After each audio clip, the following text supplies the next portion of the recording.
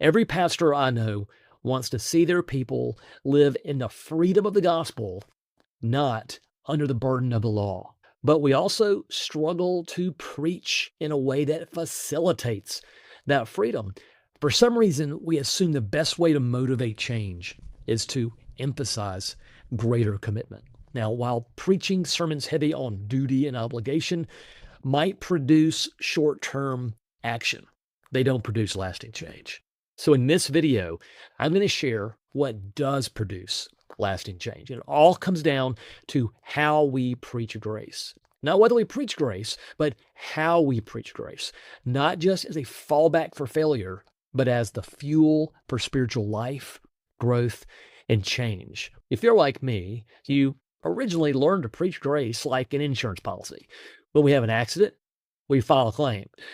But we inadvertently communicate something when we teach grace like that. Do your best, and when you blow it, you can be forgiven. Is that true? Yes. But grace is so much better than that. So we preach the grace of justification, but folks still leave on Sunday confused about whether or not there is any hope for real, practical change in their lives. And who's responsible for it? If there is that hope, they assume it's up to them, their commitment, their moral willpower.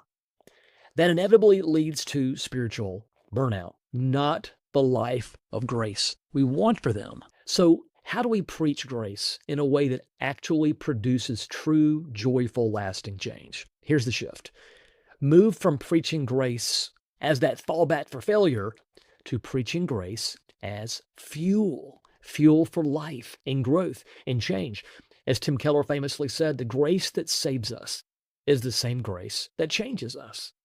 Well, in Preach 360, this shift happens in the final movement in the response.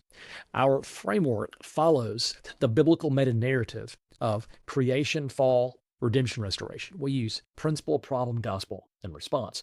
So I'll show you here in the Preach 360 Sermon Studio where this happens. You'll see that as you begin the message, you pour the foundation, and we work through some introductory concepts here that we'll use to build the message out. Right here, we'll build the structure. And as we do that, we're going to come all the way down, principle, problem, gospel, to this response movement right here. And the response movement is going to be where we respond to the grace of God in Jesus as we live now in union by faith with Jesus as our justifier. But here's where we see him as our sanctifier. As we, like a branch abiding in a vine, the sap of the Spirit fills the branch and produces new motivations, new desires, and new abilities to produce fruit. So instead of ending a sermon with the burden of obligation and commitment, we frame change as an opportunity. It's Jesus' commitment to us that motivates and empowers spiritual life. It's this final movement, the response, where we get to show folks how union with Christ really provides that branch transforming sap of the Spirit. We teach them how they can grow. We show them the organic dynamic of what spiritual change looks like. And when you preach grace as the fuel for change, not just fallback for failure, not just the insurance policy, but the engine of change, then fruit production stops being an obligation and becomes a joyful response to what Jesus has already done. It's not that we have to change, we get to change.